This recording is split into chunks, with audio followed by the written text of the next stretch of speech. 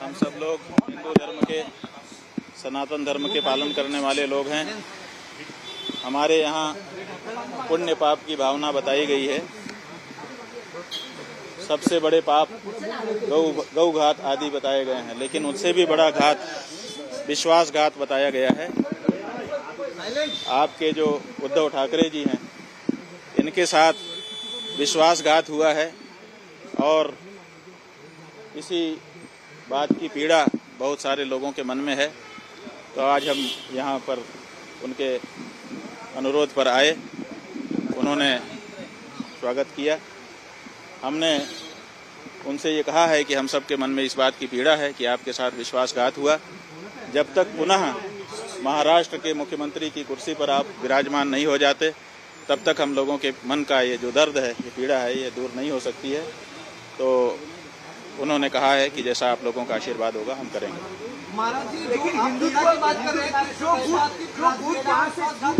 उद्धव ठाकरे से निकला वो कहते हैं कि हिंदुत्व हमारा हिंदुत्व है, बीजेपी कहती है हमारे साथ विश्वासघात हुआ। देखिए, किसका हिंदुत्व असली है तो ये जानना पड़ेगा कि जो विश्वासघात करे वो हिंदू नहीं हो सकता है। जो विश्वासघात सह ले वो तो हिंदू होगा, क्योंकि उसके साथ विश्वासघात हुआ है। तो जिन लोगों ने विश्वासघात किया वो कैसे हिंदू हो सकते हैं?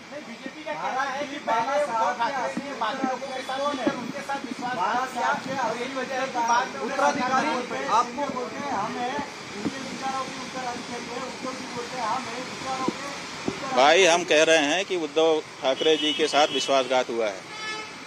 अब इसी में आप समझ लीजिए सब बात। इसलिए पूरे महाराष्ट्र की जनता इस बात से पीड़ित है। सबके मन में इस बात का दर्द है। चुनाव में इस बात का पता भी चल चुका है। अब तो ये बात प्रमाणित हो चुकी है कि महाराष्ट्र की जनता इस बात को मानती है कि उद्धव ठाकरे जी के साथ विश्वासघात हुआ है।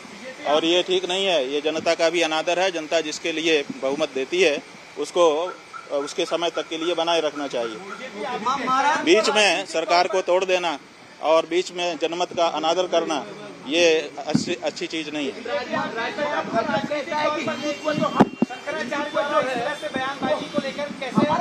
भाई, शंकराचार्य की बात नहीं है। शंकराचार्य जी क्या कहेंगे? जो सच होगा तो वही तो कहेंगे। हमें राजनीति से लेना देना नहीं है, लेकिन विश्वासघात तो हमारे यहाँ पाप बताया गया है। ये तो धर्म का मामला है ना, पाप और पुण्य। और इस बारे में कौन बोलेगा? राजनेता बोलेगा। इस बारे में तो धर्माचारी ही बोलेगा।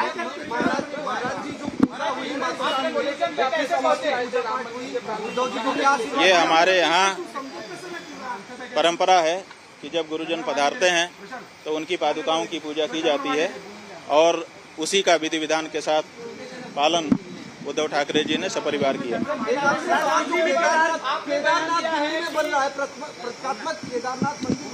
दिल्ली में उस पर क्या कहना है? देखिए, प्रतीकात्मक केदारनाथ नहीं बन सकता है। हमारे यहाँ शिव पुराण में 12 ज्योतिर्लिंग का व्याख्यान किया गया है। बताया गया है कि 12 ज्योतिर्लिंग होते हैं। 12 ज्योतिर्लिंगों के जहाँ नाम बताए गए हैं वहीं पर उनका पता भी बता दिया गया है। और ये कहा गया है, जैसे सौराष्ट्रे सोमनाथम, पहले कहा सौराष्ट्र माने पता, उसके बाद कहा सोमनाथ। उसी तरह से केदारम हिमवत पृष्ठे, जो केदार है वो हिमालय के पृष्ठभाग में है, माने हिमालय में केदार है। तो आप दिल्ली में कहाँ से ला के रख दोगे केदार को? जब पता साफ साफ बताया गया है कि ये यहाँ लोकेटेड है, तो आप उसका लोकेशन क्यों बदलना चाहते हैं? क्यों जनता को भ्रम में डालना चाहते हैं? आप भगवान के 1000 नाम है, किसी नाम से स्थापना करके पूजा करिए, लेकिन केदारनाथ धाम दिल्ली में बनेगा, ये अनधिकार चेष्टा है और ये नहीं होना चाहिए। क्या इसके पीछे राजनीतिक वजह है? भाई, बहुत सारी राजनीतिक वजहें हैं। हमारे सभी जो हमारे धर्म स्थान हैं वहाँ पर राजनीति वाले प्रवेश कर रहे हैं। और अब हमारे धर्म स्थान में जहाँ प्रवेश करने में दिक्कत हो रही है, आप केदारनाथ में देखिए 228 किलो सोने का घोटाला हो गया। आप पत्रकार लोग क्यों नहीं उठाते हो? तो जब वहाँ पर घोटाला हो गया तो अब आप दिल्ली में केदारनाथ बना लोगे, वहाँ पर फिर दूसरा घोटाला करोगे। 228 किलो सोना केदारनाथ से गायब कर दिया गया। ये कहाँ का नियम है? क्यों नहीं उठाते हो प्रेस वाले इस बात को? आज तक कोई जांच तक नहीं बैठाई गई। 228 किलो सोना का घोटाला केदारनाथ में हो गया। कौन जिम्मेदार है? क्यों इस बारे में जांच नहीं होती है? क्यों भाई इस बारे में निर्णय नहीं होता है? और अब आप कहेंगे हम दिल्ली में ही केदारनाथ बना लेंगे, ये नहीं हो सकता। नरेंद्र मोदी जी से आपने कल मुलाकात की, उनको आशीर्वाद दिया कल?